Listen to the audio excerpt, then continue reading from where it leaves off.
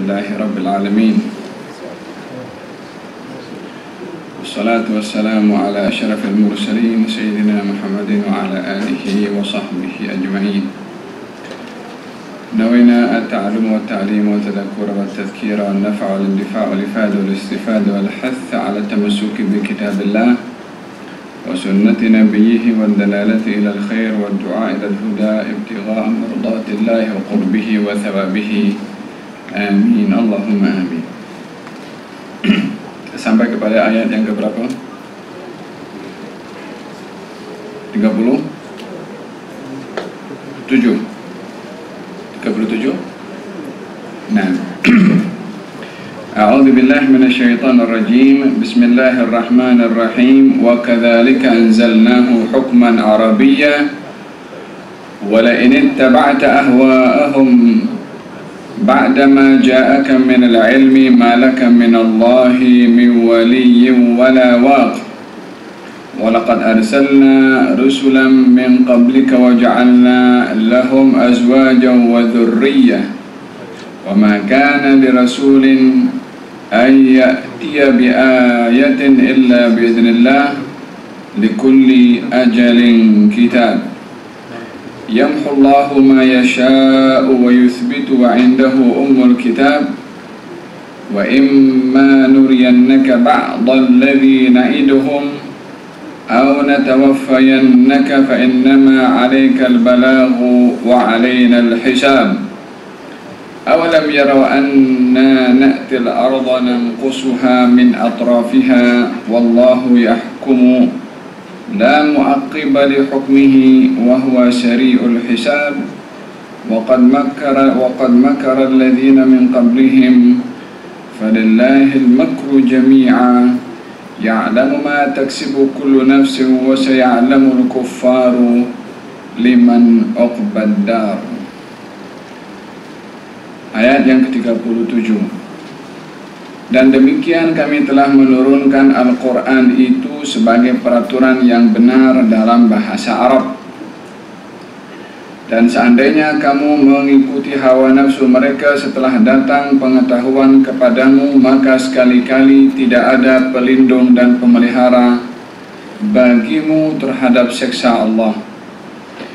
Dan sesungguhnya kami telah mengutus beberapa rasul sebelum kamu, wahai Rasulullah Muhammad, dan kami kurniakan kepada mereka istri-istri dan keturunan. Dan tidak ada hak bagi seorang Rasul mendatangkan sesuatu ayat atau mukjizat melainkan dengan izin Allah. Bagi tiap-tiap masa ada kitab yang ditentukan atau ajal atau masa yang ditentukan. Allah menghapuskan apa yang Dia kehendaki dan menetapkan apa yang Dia kehendaki, dan di sisinya terdapat Ummul Kitab, yakni Lauhul Mahfuz. Dan jika kami perlihatkan kepadamu, wahai Rasulullah Muhammad, sebahagian seksa yang kami ancamkan kepada mereka, atau kami wafatkan kamu, hal ini tidak penting bagimu karena sesungguhnya tugasmu hanya menyampaikan sahaja, sedang kamilah yang menghisab amalan mereka. Dan apakah mereka tidak melihat bahwa sesungguhnya kami mendatangi daerah-daerah orang kafir, lalu kami kurangkan daerah-daerah itu sedikit demi sedikit dari tepinya, dan Allah menetapkan hukum menurut kehendaknya, tidak ada yang menolak ketetapannya, dan Dia maha cepat hisabnya. Dan sesungguhnya orang kafir yang sebelum mereka, yakni orang kafir Mekah, telah mengadakan tipu daya. Tapi semua tipu daya itu adalah dalam kekuasaan Allah. Dia mengetahui apa yang diusahakan oleh setiap diri, dan orang kafir akan mengetahui untuk siapa tempat kesudahan yang baik itu. Penghujung daripada surat Ar-Ra'd, Allah Subhanahu wa ta'ala menyebutkan tentang keistimewaan Al-Quranul Karim yang dijadikan oleh Allah Subhanahu wa ta'ala panduan kepada umat manusia di dalam menjalani kehidupan yang singkat di atas muka bumi, maka Allah Subhanahu wa ta'ala memberikan panduan kepada mereka, yaitu Al-Quranul Karim. Tanpa panduan Al-Quran, manusia tidak dapat menempuh dan sampai kepada hala tuju dalam hidup yang dijadikan oleh Allah Subhanahu wa ta'ala, yaitu mengabdikan diri kepada Allah. Tanpa panduan Al-Quran, seseorang tidak tahu cara salat, cara zakat, cara ibadah yang lain, nak menyembah, nak kenal kepada Allah Subhanahu wa ta'ala. Tanpa panduan Al-Quran, maka sesiapapun tidak dapat sampai kepada tujuannya. Maka dengan demikian Allah Subhanahu wa ta'ala berfirman, wa kadzalika anzalnahu hukman arabiyyan. Demikian kami, yakni Allah menurunkan hukman, yakni hukum hakam arabiyyan, yakni dalam bahasa Arab. Kalimat bahasa Arab dalam Al-Quran diulang banyak kali oleh Allah Subhanahu wa ta'ala. Dalam surat yang akan datang kita bahaskan, surat Yusuf, Allah berfirman, inna anzalnahu qur'anan arabiyyan la'allakum ta'qilun. Kami turunkan kepada kamu Quran dalam bahasa Arab agar supaya kamu paham, yakni paham maksud Allah Subhanahu wa ta'ala.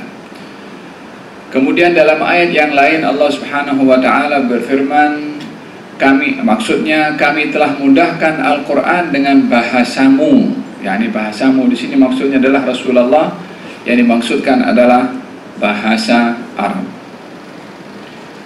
Bahasa Arab ini adalah bahasa yang mempunyai makna yang luas, walaupun pada satu lafaznya, satu kalimatnya berbandingkan kepada kalimat-kalimat yang lain. Bahasa Arab mempunyai makna yang begitu luas, sehingga bila mana kita melihat dictionary, melihat satu lafaz dalam kamus, kita akan melihat sekian banyak arti. Dan satu kata boleh dipecah daripada satu kata itu kepada sekian banyak kata. Contohnya begini. Next. Contoh saja.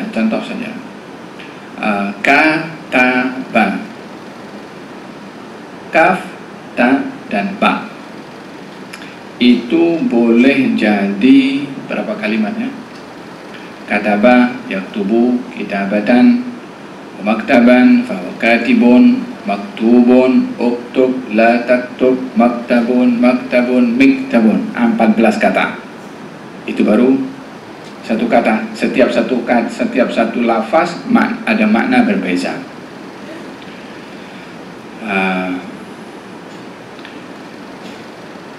Itu pecahan kalimatnya, belum lagi maknanya. Dalam ilmu namanya ilmu saraf. Ilmu saraf, ilmu pecahan kalimat. Satu kalimat dipecah menjadi 14 dan setiap kalimat mempunyai makna yang berbeza. Falhasil, ringkas cerita sana explain pun susah juga. Intinya bahasa yang paling kaya dengan arti dan paling indah susunan adalah bahasa Arab. Oleh sebab itu dipilih oleh Allah Subhanahu wa ta'ala bahasa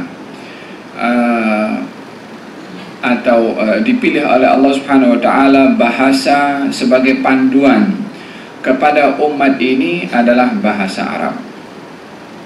Keistimewaannya kita dapat melihat kepada kitab-kitab yang lain selain bahasa Arab, baik itu Injil ataupun Taurat ataupun kitab-kitab yang lain. Kita akan dapati kitab itu diterjemahkan dalam pelbagai macam bahasa dan dibaca dengan bahasa terjemahan. Baik itu Injilnya di sini atau mungkin di Indonesia akan dibaca dalam bahasa Melayu atau bahasa Indonesia. Kalau di sebahagian tempat dibaca dalam bahasa Inggris, sebagian tempat yang lain mungkin dalam bahasa Ethiopia, berbagai macam bahasa kepada kitab Injil. Demikian Taurat juga. Tetapi Al-Quran di mana saja tetap akan dibaca dalam bahasa Arab dan tak ada sesiapa membaca Al-Quran dengan bahasa selain bahasa Arab, kalaupun Quran dibaca selain dengan bahasa Arab, tidak mendapatkan fadilah bacaan Al-Quran Al-Karim. Terjemahan nak faham silahkan, tapi nak baca Quran dengan bahasa selain Arab tak kira dianggap satu yang membaca Quran kalau satu huruf 10 kali ganda. Ya kan, orang kalau baca Quran satu huruf 10 ganjaran, alif lam mim 30 ganjaran. Tapi kalau dibaca bahasa Arab atau Quran dengan selain bahasa Arab, contohnya Alhamdulillahirabbil alamin, dia tak baca Alhamdulillahirabbil alamin, dia baca segala puji bagi Allah Tuhan semesta alam, tak dapat fadilah ganjaran, sebab yang diganjar oleh Allah bukan huruf rumi, tapi kalau dibaca dengan bahasa Arab. Kenapa bahasa Arab? Disebabkan yang pertama, bahasa yang paling kaya adalah bahasa Arab, bahasa yang paling indah adalah bahasa Arab, bahasa syurga adalah bahasa Arab, dan juga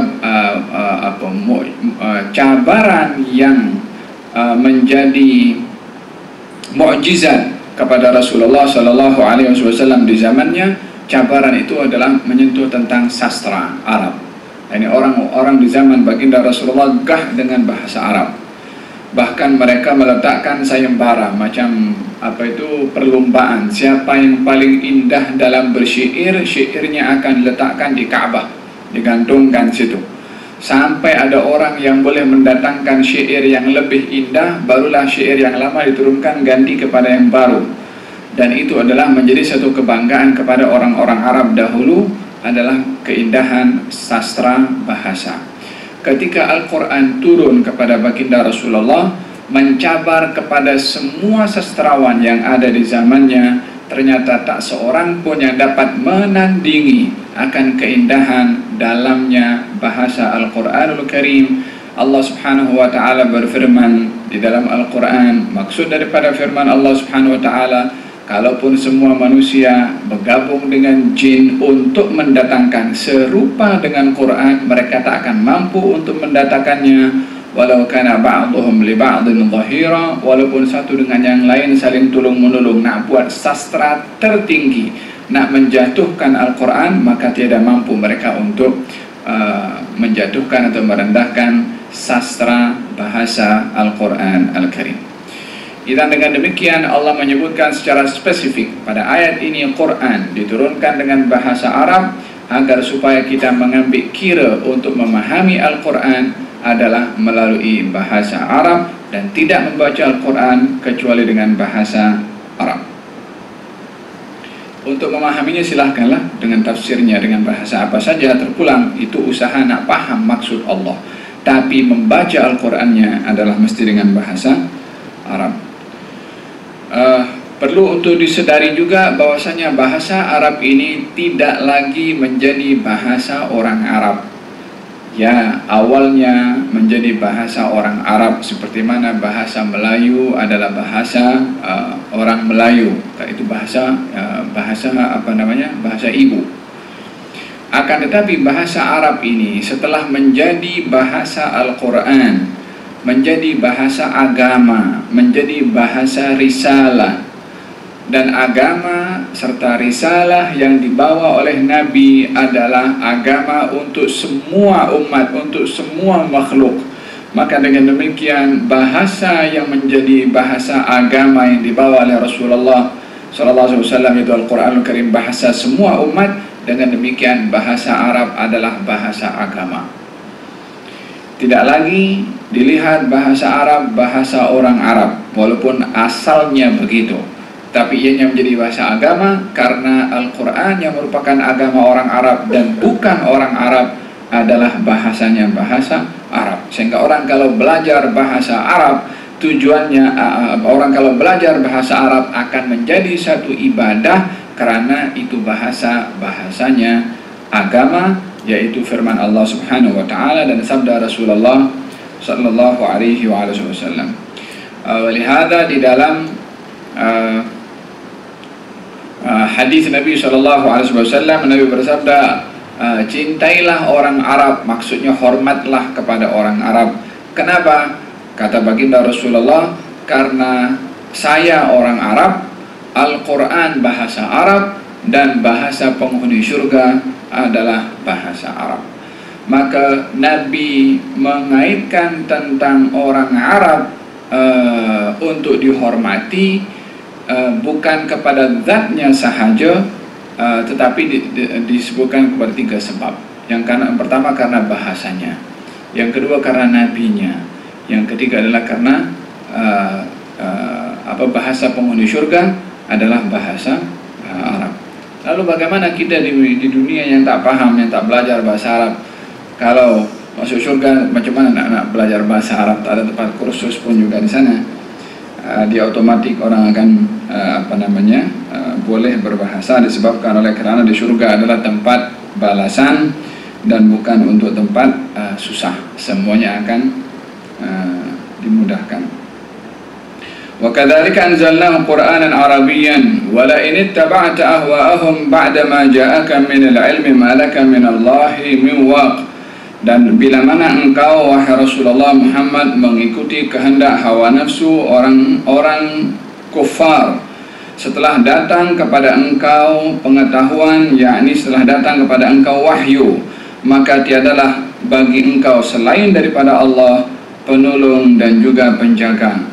Peringatan daripada Nabi SAW untuk tidak menuruti, mentaati kehendak semua orang, yang dasar kehendak itu berpunca daripada hawa nafsu. Nabi menghendaki masyarakat di zamannya mendapatkan hidayah. Macam-macam permintaan mereka kepada Nabi SAW. Ada yang meminta kepada Nabi supaya Nabi pergi naik ke langit. Ada yang meminta kepada Nabi, kalau kamu Nabi, kenapa kamu tak punya kekayaan? Ada yang mengatakan kepada Nabi, kalau kamu betul Nabi, kenapa kamu tidak punya istana dan juga kebun dan punya kebendaan sarwah, yakni kekayaan yang begitu hebat. Ada yang mengatakan, kalau kamu ini Nabi, macam mana kamu boleh pergi ke pasar? Kalau kamu Nabi, macam mana kamu boleh makan? Kalau kamu Nabi, macam mana kamu berkahwin? Falhasil 1001 pemikiran dan bayangan mereka tentang Nabi SAW. Maka baginda Rasulullah SAW diingatkan, kalau kamu memenuhi semua permintaan mereka, apa saja yang mereka minta kamu akan penuhi, maka tiada penolong bagi engkau. Maksudnya adalah permintaan mereka tidak layak untuk dipenuhi, disebabkan permintaan mereka adalah permintaan yang dasarnya adalah degil dan bukan ingin mencari hidayah. Berbeza dengan orang yang datang kepada Nabi meminta hidayah kepada baginda Rasulullah SAW, maka dengan demikian mereka akan mendapatkan hidayah dan ditunjukkan oleh Nabi akan mukjizat Nabi Muhammad SAW. Seperti seorang datang kepada baginda Rasulullah SAW mengatakan, ya, kalau kamu boleh panggil pokok itu datang kepada engkau, maka aku akan beriman kepada engkau. Kata Nabi, bagi tahu kepada Badui itu, kau pergi kepada pokok itu dan bagi tahu kamu dipanggil oleh Rasulullah Muhammad. Maka Badui itu pun pergi kepada pokok itu, bagi tahu kau dipanggil oleh Rasulullah Muhammad. Pokok itu bergerak dan mencabut akarnya, berjalan menuju kepada baginda Rasulullah dan mengucapkan asyhadu an la ilaha illallah wa annaka Rasulullah. Badui itu mengatakan, dah cukup dah, aku percaya engkau adalah Rasulullah, dan beriman kepada Nabi SAW. Bukan tidak mampu Nabi memenuhi apa saja yang diminta oleh mereka. Kalau mereka meminta Nabi naik ke langit, sebelum mereka minta pun Nabi sudah diperjalankan oleh Allah dalam peristiwa Isra dan Mi'raj, pergi ke langit, bukan langit saja, sampai ke atas langit. Tapi ketika diminta oleh kaum musyrikin, tidak dipenuhi oleh Nabi. Sebab dasar mintanya kepada Nabi bukan dasar untuk mendapatkan petunjuk, hanya untuk menjatuhkan Nabi SAW. Maka Allah mengingatkan, kalau engkau penuhi segala permintaan mereka, setelah datang kepada engkau hidayah, maka tiada bagi engkau, wahai Rasulullah Muhammad, selain daripada Allah penolong dan juga penjaga. Walaqad arsalna rusulan min qablika wa ja'alna lahum azwajan wa dzurriyyah, dan kami telah mengutuskan para rasul sebelum engkau, wahai Rasulullah Muhammad, dan kami jadikan untuk mereka pasangan-pasangan dan juga zurriyah. sebagai sunnatullah di atas muka bumi ini kepada unsur insan, yaitu adanya perkahwinan, adanya berpasang-pasangan, bahkan kepada seluruh makhluk Allah Subhanahu wa taala menjadikan satu dengan yang lain berpasang-pasangan. Wa min kulli syai'in khalaqna zawjain. Setiap sesuatu Allah ciptakan zawjain, ada pasangan. Bukan hanya manusia saja, binatang pun, jin pun juga. Walaupun pasangan itu berbeza namanya, kalau kepada perempuan, kepada manusia mungkin ada namanya jantina, male dan female, jin pun mungkin begitu, binatang pun juga begitu. Ada istilah tersendiri mungkin dalam binatang, dalam selain daripada binatang, seperti positif dan negatif pun juga pasangan. Idan wa min kulli syai'in khalaqna zawjain. Ada atas, ada bawah, ada utara, ada selatan. Kita tak tahu atas kalau tak ada bawah. Kita tak tahu timur kalau tak ada barat. Tak tahu selatan kalau tak ada utara. Idan semua ada pasangannya, diciptakan oleh Allah Subhanahu wa taala, saling melengkapi satu dengan yang lain, termasuk juga manusia. Hanya keistimewaan yang ada pada manusia bermula daripada ciptaan pertama makhluk, yaitu Nabi Adam alaihissalam. Allah Subhanahu wa taala berfirman, ya ayuhan nasu taqu rabbakum alladhi khalaqakum min nafsin wahidah wa khalaqa minha zawjaha wa batha minhuma rijalan katsiran wa nisaa. Wahai sekalian manusia, bertakwalah kamu kepada Allah yang telah menciptakan kamu daripada satu jiwa, yaitu Nabi Adam. Dan Allah menciptakan daripada satu ini zawjaha, pasangannya, yaitu Siti Hawa. Yang unik di sini Allah menyebutkan tentang Adam dan Hawa dengan sebutan zauj. Wa khalaqna minha zawjaha. Dan kami ciptakan daripada satu nyawa itu pasangannya. Kalimat yang disebutkan oleh Allah pasangan. Kita di dalam berkahwin digunakan lafaz kahwin itu zuwaj dalam bahasa Arab, ya, zawwajtuka, yakni aku nikahkan dikau. Dan perkahwinan itu tidak sah dalam mazhab Imam Syafi'i kalau tidak menggunakan lafaz kahwin atau zuwaj. Selain daripada lafaz zuwaj atau nikah, maka hal itu adalah tidak diperbolehkan untuk digunakan sebagai lafaz di dalam menikahkan. Dan apa saja terjemahan kepada lafaz zuwaj dan juga nikah, maka diperbolehkan. Kita di sini guna aku nikahkan dikau daripada bahasa Arab menikah, atau kalau kahwin diambil daripada arti zuwaj atau zawwajtuka, itu artinya kahwin. Selain daripada itu, maka tidak diperbolehkan menggunakan lafaz tersebut karena Allah Subhanahu wa taala menyebutkan kalimat tentang pernikahan dengan dua, yaitu nikah dan juga zuwaj. Adapun nikah, wa ankihul ayama, nikahkanlah orang-orang yang belum menikah. Lalu kalimat zuwaj, wa khalaqa minha zawjaha, Allah menjadikan daripada satu jiwa, yaitu Nabi Adam, zawjaha, pasangannya, yakni sebagai simbol bahwasanya terikat dengan perkahwinan bermula daripada Nabi Adam dengan diciptakan Siti Hawa. Allah sudah menyebutkan pasangan yang dikahwinkan. Wa batha minhuma rijalan katsiran wa nisaa, dan Allah menyebarkan daripada keduanya pasangan ini rijalan katsiran wa nisaa, zuriat daripada laki-laki yang banyak dan juga perempuan. Ini adalah merupakan sunnatullah di atas muka bumi ini, perkahwinan dan juga adanya zuriyah.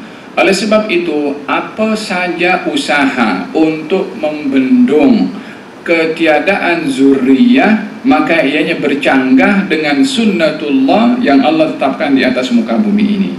Oleh sebab itu, kenapa tidak diperbolehkan satu perbuatan dahulu yang menjadi amalan kepada jahiliyah, kebiri, yani orang dilakukan sesuatu untuk tidak dapat mempunyai zuriyah, maka hal ini adalah perkara yang tidak diperbolehkan. Kenapa diharamkan di dalam agama menggugurkan janin, aborsi? Maka perkara itu adalah juga tidak dibenarkan, disebabkan oleh karena bercanggah dengan sunnatullah Di atas muka bumi ini yang diperlukan adanya az-zurriyah, mengimarahkan bumi ini, kecuali bila mana ada sebab-sebab yang munasabah sehingga pengguguran itu diperbolehkan.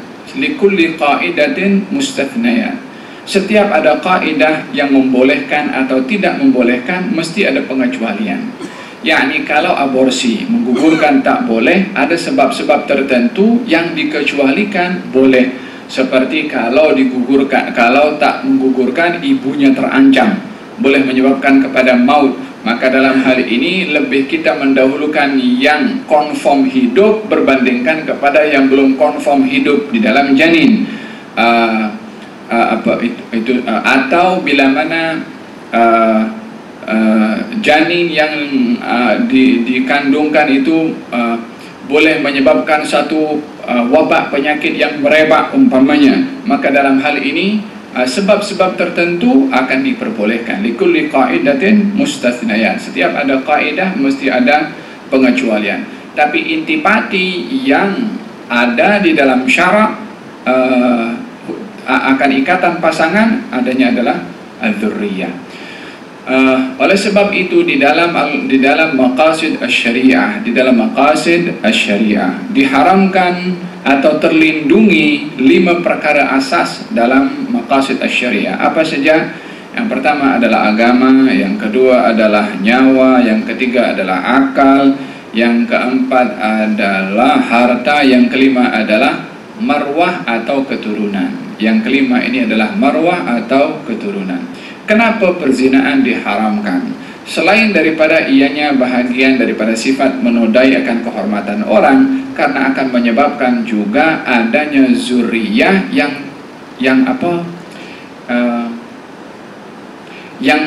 zuriyah yang tidak diberikan karamahnya, kehormatannya dari segi nasabnya, sehingga anak daripada zina tidak dinasabkan kepada sesiapa saja karena tak tahu siapa bapak kepada anak tersebut. Maka dengan demikian salah satu maqasid asy-syariah yang dilindungi adalah marwah ataupun zuriyah. Maka asbab yang boleh menyebabkan penodaan kepada kehormatan seseorang termasuk zuriyah itu sendiri diharamkan di dalam asy-syara'. Ini adalah berkenaan dengan masalah sunnatullah, fitrah yang Allah jadikan di atas muka bumi ini. Huwallazi ansha'akum fil ardi wasta'marakum fiha. Dialah Allah yang menciptakan kamu di atas muka bumi ini dan mengimarahkan kamu. Mengimarahkan kamu di atas muka bumi ini. Macam mana bumi ini imarah kalau tak ada zuriyah? Tentunya adalah digalakan untuk adanya az-zurriyah. Walihada baginda Rasulullah ketika bersabda tentang orang yang berkahwin, katanya tazawwaju al-wadud al-walud fa inni mukathirun bikum al-umama yawmal qiyamah. Berkahwinlah kamu dengan perempuan yang baik, yang penyayang dan boleh melahirkan. Sesungguhnya kami atau Nabi SAW akan membangga-banggakan kamu nanti di hari kiamat, yakni membanggakan dengan banyaknya umat. Bagaimana akan banyak umat tanpa adanya banyaknya zuriyah? Maka kesemuanya itu bahagian daripada wasilah yang dijadikan bumi ini oleh Allah diimarahkan dengan adanya zuriyah yang mengabdikan diri kepada Allah Subhanahu wa taala. Maka dengan demikian sebab yang boleh menjadikan bumi ini imarah dengan ramainya manusia yang taat, dijadikan akad pernikahan sebagai satu ikatan suci, bahkan dijadikan oleh Allah Subhanahu wa taala pernikahan syiar dan sunnah kepada para nabi dan para rasul. Kata baginda Rasulullah, an-nikahu min sunnati faman raghiba an sunnati falaysa minni. Pernikahan adalah bahagian daripada sunnah aku, barang siapa yang berpaling daripada sunnah aku, yakni pernikahan, maka ianya bukan golongan daripada aku. Apa maksudnya? Maksud berpaling daripada pernikahan orang yang memang daripada hatinya tak mau menikah. Keengganan untuk begitu akan menyebabkan dia melanggar kepada sunnah Nabi. Berbeza dengan orang yang belum datang jodoh atau tak jumpa dengan yang cocok dengannya. Dia mau berkahwin, hanya belum datang jodohnya, tidak termasuk daripada golongan hadis tadi.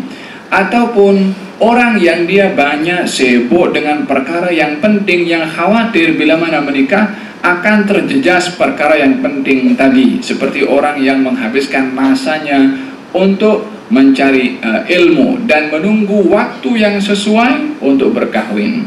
Maka ini tidak termasuk daripada golongan orang yang berpaling daripada sunnah Nabi SAW. Al-Imam Syekh Abu Ghuddah, ada seorang ulama daripada negeri Syam, dia tulis buku tajuknya Al-Ulama'ul Uzzab.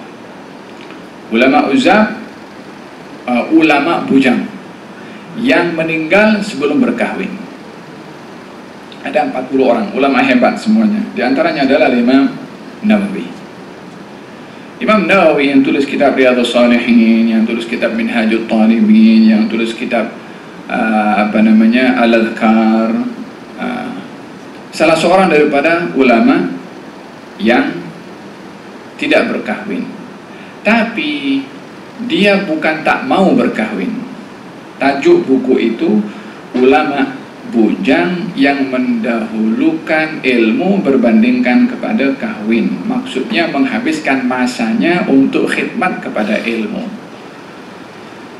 Usianya 45 tahun meninggal dunia Imam Nawawi. Usia berapa? 45 tahun. Karangan dan tulisannya, Allah, kalau nak dikira dengan umurnya, dengan catatan lembaran yang ditulis oleh Imam Nawawi, lebih kurang hari-hari dia tulis dengan umur yang ada. Barakah ilmu yang ada kepada Imam Nawawi sampai sekarang orang tak boleh lepas daripada tulisan Imam Nawawi. Yang syarah Sahih Muslim, Imam Nawawi. Yang syarah, yang tulis kumpulkan hadis Riyadhus Shalihin dan Adhkar, Imam Nawawi. Dalam bidang fiqh, usul fiqh, semuanya terlibat Imam Nawawi dalam berbagai macam bidang, hadisnya, tafsirnya, dan semuanya. Allah meletakkan qabul kepada beliau dalam khidmatnya kepada ilmu, dan itu adalah mendatangkan manfaat kepada umat manusia sampai sekarang. Ini adalah bahagian daripada beberapa ulama yang disebutkan tentang mendahulukan di dalam berkhidmat kepada ilmu berbandingkan kepada berkahwin. Ianya bukan enggan ya untuk berkahwin, tidak. Walaqad arsalna rusulan min qablika wa ja'alna lahum azwajan wa dzurriyyah, dan kami telah mengutuskan para rasul sebelum engkau wahai Rasulullah Muhammad, dan kami jadikan untuk mereka pasangan-pasangan dan juga zuriyah. Sayyidina Zakaria alaihi wa ala nabiyina afdhalus salatu wassalam berkahwin. Setelah berkahwin, Allah duga dengan tidak mempunyai zuriat sampai kepada peringkat usia yang sudah tua. Beliau sabar dan menerima kepada ketentuan yang ditentukan oleh Allah Subhanahu wa ta'ala. Akan tetapi satu hari beliau meminta kepada Allah zuriyah, dan permintaannya zuriyah kepada Allah setelah usianya mencecah hampir 90 tahun atau 90 tahun lebih, dan didapati ketika itu istrinya adalah mandul. Permintaan zuriyah oleh Nabi Zakaria pada usia itu diberikan sebab atau motif oleh Nabi Zakaria kepada Allah kenapa dia minta zuriyah. Katanya ketika dia memohon kepada Allah, Rabbi inni wahanal 'azmu minni washta'ala ar-ra'su shayban wa lam akum bi du'aika rabbi syaqiyya. Wahai Allah, sesungguhnya rambut aku dah memutih, tulang aku ini dah rapuh, yakni tua, dan aku tidak pernah hampa meminta kepada engkau. Kemudian dia mengatakan kepada Allah, wahai Allah, anugerahkan kepada aku zuriyah yang mewarisi kepada aku dan keluarga Yakub, yakni mewarisi kenabian. Sesungguhnya wa inni khiftul mawaliya min warai, saya risau kaum saya di belakang saya ini, kalau tak ada orang pandu mereka, ajar mereka, bimbing mereka, mereka akan sesat. Jadi saya mahukan daripada engkau, wahai Allah, zuriyah untuk bimbing kepada mereka. Jadi permintaan utama ketika itu dalam usia tersebut, dalam keadaan dirinya sadar kalau istrinya tidak boleh melahirkan, baik secara medik ataupun melalui usia, akan tetapi kerisauan Nabi Zakaria tentang nasib kaumnya akan terpesong daripada jalan kebenaran, maka Nabi Zakaria meminta zuriyah untuk membimbing kepada mereka. Baru setelah itu dianugerahi oleh Allah anak yang namanya Yahya, walaupun dalam keadaan usianya itu usia yang sudah lanjut dan ikut secara medik, istrinya adalah mandul. Tetapi apa yang mustahil bagi Allah subhanahu wa ta'ala, innama amruhu idza arada syai'an an yaqula lahu kun fayakun. Tak ada perkara yang susah bagi Allah subhanahu wa ta'ala. Dalam kisah ini kita diajar oleh Allah melalui kisah Nabi Zakaria, bila mana ingin meminta zuriyah, berfikirlah untuk apa kita nak zuriyah ini. Adakah untuk melengkapkan status kita sebagai pasangan yang ada zuriyah, ataupun ada tujuan yang lebih baik lagi dengan adanya zuriyah seperti mana ditunjukkan dan diajarkan oleh Nabi Zakaria alaihi wa ala nabiyina afdhalus salatu wassalam. Oleh sebab itu doa yang selalu diajarkan oleh Allah dalam Al-Quran, Rabbana hab lana min azwajina wa dhurriyyatina qurrata a'yun, yakni wahai Allah, anugerahkan kepada kami dan pasangan-pasangan kami, zuriat-zuriat kami apa? Qurrata a'yun, punca segala kesenangan dan kebahagiaan. Lalu kemudian Rabbi habli min ladunka dzurriyyatan thayyibah, wahai Allah, anugerahkan kepada aku zuriyah yang baik. Minta zuriyah tak cukup zuriyah, tapi minta zuriyah yang baik. Ketika Nabi Ibrahim diangkat oleh Allah subhanahu wa ta'ala menjadi pemimpin, inni ja'iluka linnasi imama, aku jadikan engkau seorang ketua, seorang imam. Kata Nabi Ibrahim, wa min dzurriyyati, wahai Allah, dan keturunan aku juga. Dia ambil berat juga pasal keturunan. Wahakala para nabi, para rasul ambil berat tentang keluarga dan juga keturunan. Kita pun juga mengikut kepada sunnah para anbiya dan para rasul, mengambil berat tentang pasangan dan juga keturunan. Wa ma kana lirasulin ayyatiya bi ayatin illa bi idznillah. Tiadalah seorang rasul itu mendatangkan apa-apa mukjizat kecuali mukjizat itu datang dengan izin Allah subhanahu wa ta'ala. Para nabi, para rasul ketika mendatangkan mukjizat, apa saja mukjizatnya? Baik itu mukjizat Nabi Musa perubahan tongkat kepada ular, atau mukjizat Nabi Musa tangannya boleh mengeluarkan cahaya, atau mukjizat Nabi Musa yang boleh membelah lautan sehingga boleh menyeberangi lautan, atau mukjizat Nabi Musa menghidupkan orang mati, atau mukjizat Nabi Isa boleh menyebutkan orang buta atau orang terkena penyakit sopak. Mukjizat Nabi Ibrahim terselamat daripada api Namrud, dan mukjizat para nabi sesiapa sahaja tidak akan dizahirkan mukjizat itu kecuali dengan izin daripada Allah subhanahu wa ta'ala. Apa artinya? Tidak ada satu perkara yang hebat kepada seseorang, baik itu nabi atau itu rasul atau itu selain nabi dan rasul, kecuali kehebatan itu datang daripada Allah.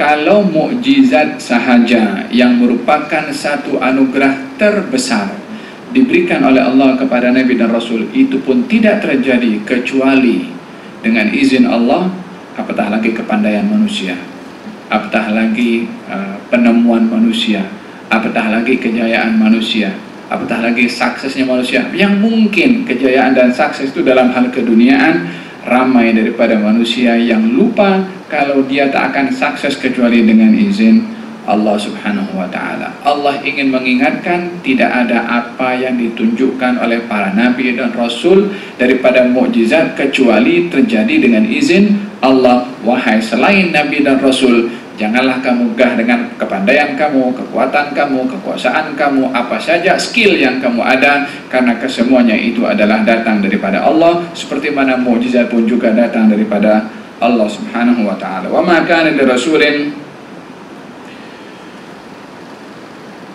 ayatiya bi ayatin illa bi idznillah.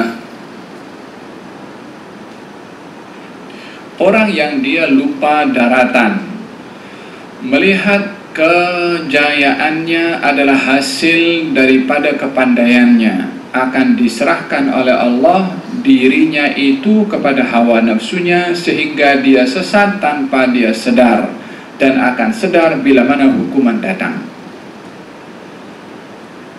Seorang yang dia merasa gah dengan kehebatannya, yang merasa hebat dengan skillnya, dengan kepandaiannya, akan diserahkan oleh Allah dirinya itu kepada hawa nafsunya, sehingga bila mana tiba hukuman daripada Allah akan dihukum sehancur-hancurnya. Bagaimana ini terjadi? Naam, Allah memberikan perumpamaan di dalam Al-Quranul Karim tentang orang yang bijak, pandai di dalam menyusun strategi ilmu pertanian. Siapa itu? Dalam surat Al-Kahfi, dua orang adik-beradik itu kan, yang satu kaya, punya kebun, yang satu dia susah. Yang susah datang kepada yang kaya minta pertolongan dan bantuan. Kata yang kaya, jom ikut aku. Wa dakhala jannatahu wa huwa zalimun li nafsihi. Dia masuk ke kebunnya dalam keadaan zalim kepada dirinya sendiri. Orang ini punya kebun anggur, kebun korma, dan ada tanaman biji-bijian, dan juga ada air sungai yang mengalir di sekelilingnya. Tanaman pokok kormanya menjadi pagar kepada tanaman-tanaman yang lain. Jadi itu kebun besar, sekeliling pokok korma, umpama pagar. Di dalam himpitan dua pokok korma yang mengelilingi tanah, di situ ada tanaman-tanaman seperti anggur dan tanaman biji-bijian, gandum ke makanan pokok lah. Di kawasan itu juga air mengalir. Jadi tak perlu untuk nak cari air jauh untuk menyiram tanaman itu supaya subur. Semuanya senang. Ini digambarkan oleh Allah dalam Al-Quranul Karim bagaimana posisi pokok korma, anggur, dan tanaman yang lain dan airnya. Sehingga daripada sini diambil satu hikmah. Apa hikmahnya? Kawasan itu angin berhembus dengan begitu dahsyat. Kalau kebun anggur dan tanaman yang biji-bijian tidak dipagar dengan pokok-pokok korma, akan mudah angin menumbangkan pokok anggur dan tanaman-tanaman itu karena dahsyatnya angin berhembus. Adanya pagar pokok korma menapis dahsyatnya hembusan angin, sehingga tidak masuk angin ke dalam kecuali sedikit, sebab sudah dihalang dengan pokok-pokok korma. Nah, otaknya cerdik. Dibuat pagar, waktu itu bukan macam sekarang boleh bangun bangunan daripada batu. Saya ingat tak ada orang memagar tanaman dengan pagar batu, adakah? Allahu a'lam kalau ada. Tapi yang waktu itu dibuat adalah pokok korma supaya angin tetap boleh masuk melalui celah-celah pokok korma, tapi sikit. Kita kalau di atas udara, angin itu dahsyat. Kalau di tengah-tengah laut, angin itu dahsyat. Tapi di bandar tidak. Sebab apa? Ini bangunan tinggi, situ bangunan, jadi angin pun kenanya sikit sahaja. Demikian waktu itu ketika dibangun, ketika ditanam pokok korma di sekeliling tanah untuk menghalang dahsyatnya angin masuk. Hasil indah, bagus. Orang yang punya otak itu untuk bikin kebunnya seperti itu, bawa kepada orang yang miskin tadi, zalimul li nafsihi, dalam keadaan ia zalim kepada dirinya sendiri. Tengok Allah katakan zalim kepada dirinya sendiri. Siapa itu? Orang yang gah dengan skillnya, kepandaiannya, dapat mengatur pertanian dengan begitu hebat. Tapi karena ia bergantung dengan kepandaiannya, Allah sebutkan dia zalim kepada diri sendiri sebab merasa gah dengan kepandaiannya. Wa dakhala jannatahu wa huwa zalimun li nafsihi. Masuk ia ke kebunnya dalam keadaan ia zalim kepada dirinya sendiri. Apa katanya? Ma'adhunnu an tabida hadhihi abada. Ini tanah aku, tanaman aku, kebun aku tak akan binasa. Wa ma adhunnu sa'ata qa'imatan. Mungkin saja hari kiamat pun tidak akan terjadi. Kalaupun terjadi, aku tetap akan mendapatkan kebaikan dari Allah Subhanahu wa ta'ala. Ketika dia zalim kepada dirinya sendiri, tidak melihat apa yang dibuat itu sebagai satu pemberian daripada Allah, Allah hukum seketika itu juga. Ditumbangkan pokok kormanya, ditumbangkan pokok anggurnya, tanamannya semua itu menjadi rosak, air yang mengalir pun menjadi kering. Apa dikata? Ya laitani lam usyrik birabbi ahada. Andai aku tidak sekutukan Allah, andai aku tidak ingkar kepada Allah. Lam usyrik birabbi ahada. Andai aku tidak menyekutukan Allah. Apa maksudnya menyekutukan Allah? Menyekutukan kekuatannya bersama dengan Allah. Dia menganggap ini aku punya kehebatan, ini aku punya kepandaian, ini aku punya. Dia bergantung kepada kekuatannya dan kepandaiannya bersama dengan Allah, menyekutukan Allah Subhanahu wa ta'ala. Oleh sebab itu kenapa kita diajar la hawla wala quwwata illa billah. Dalam surat itu juga, walaula idh dakhalta jannataka qulta ma syaa Allahu la quwwata illa. Kenapa kamu ketika masuk kebun kamu tidak mengatakan Masya Allah, tidak ada kekuatan kecuali dengan Allah Subhanahu wa ta'ala. Walaupun dia tanam, walaupun dia punya duit, walaupun dia punya otak, pikir itu semua, tapi siapa yang bagi ilham untuk dia berpikir seperti itu kalau bukan Allah Subhanahu wa ta'ala? Orang yang dia melihat kepada kepandaiannya sendiri, akan diserahkan oleh Allah kepada kepandaiannya itu sendiri, maka akan bila mana tiba hukuman daripada Allah, maka akan dihukum sehancur-hancurnya. Dan dalam ayat ini Allah Subhanahu wa ta'ala berfirman, wa ma kana li rasulin ay ya'tiya bi ayatin illa bi idznillah likulli ajalin kitab. Setiap perkara ada masa yang ditentukan, yakni tidak ada yang kekal, semuanya mempunyai masa yang sudah ditentukan. Yamhullahu ma yasha'u yuthbit wa indahu ummul kitab. Ayat ke-39, Allah menghapuskan apa yang dia kehendaki dan menetapkan apa yang dia kehendaki,